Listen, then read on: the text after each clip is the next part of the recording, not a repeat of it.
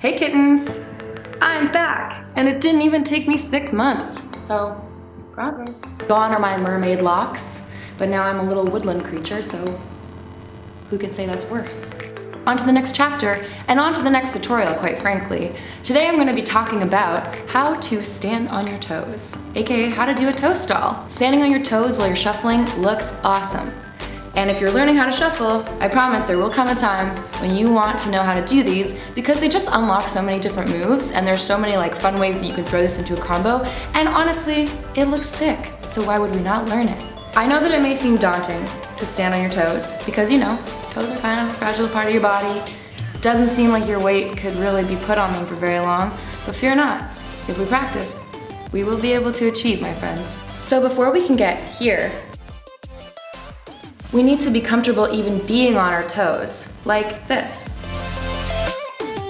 Footwear will absolutely play a part here. I'm not saying it's impossible to do a toe stall in just any old pair of shoes, but it will make your life easier or harder, and let's make it easier for ourselves if we can. So for example, when I first started shuffling, I was wearing Converse a lot, and it's really hard to do a toe stall in Converse because mine are curved like crazy. So then when you go to stand on your toe, it kind of bends. It's not great. What I found was better is a shoe with a pretty flat, strong base, like an Adidas, a Vans, something with kind of a harder toe. So running shoes aren't really great here because running shoes are made to be flexible and bendy. If you have light up shoes, those are the absolute best for learning how to stand on your toe because they have a really thick base where the lights are, and it just makes everything so much easier and less painful for you.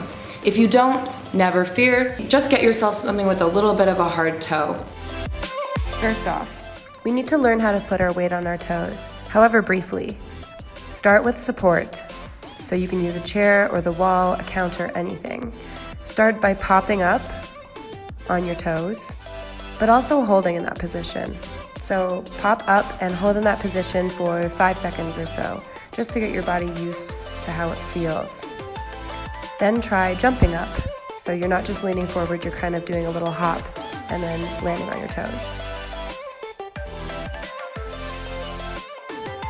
Then try without any support. You probably won't be able to do it for very long at a time, but it's just to get your body used to how that feels. Then try popping up without the support instead of just a lean forward. Then try with your arms outstretched. You can try with one arm out, one arm up. You can try with both arms above your head.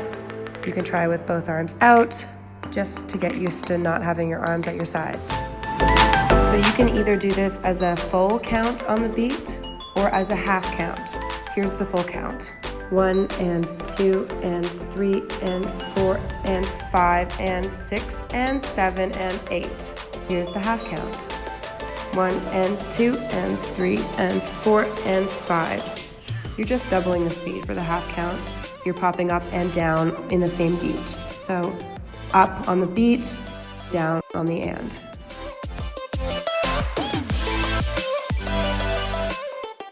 Spinning on one toe. Just pick a toe, I use my right one, and just try standing on it. Very briefly. Just over and over, a few times a day. You can use the wall.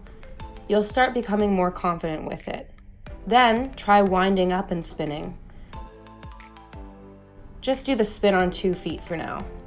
So the timing is 1 and 2 and 3 and 4. You spin on the duration of 4. On the 1, we tip forward with our back foot toe up.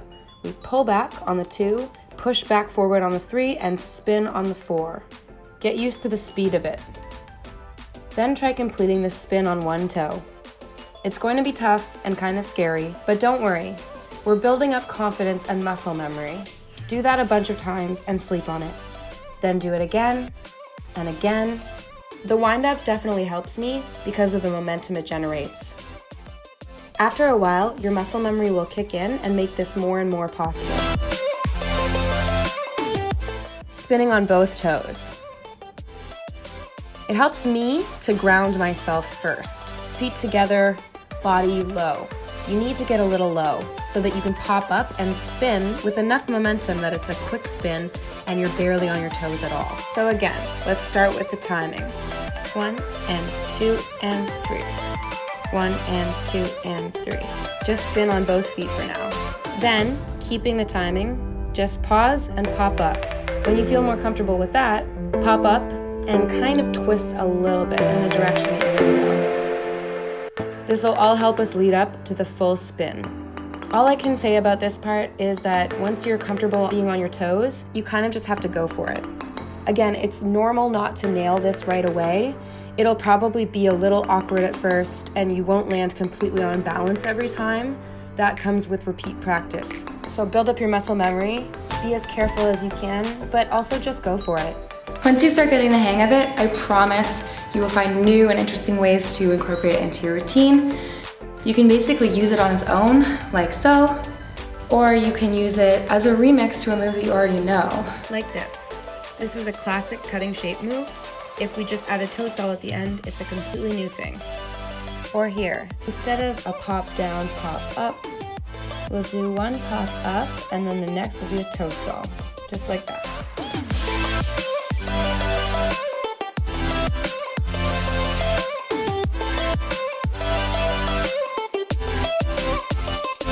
And with that, I'm off. Thanks so much for watching. Keep subscribing, keep liking my content. I love that. Thank you for giving me a voice on this platform. And I really hope that you guys put in the time to learn this. I know it's scary, but it is worth it. The payoff is huge. Just keep at it, build that muscle memory, and good luck.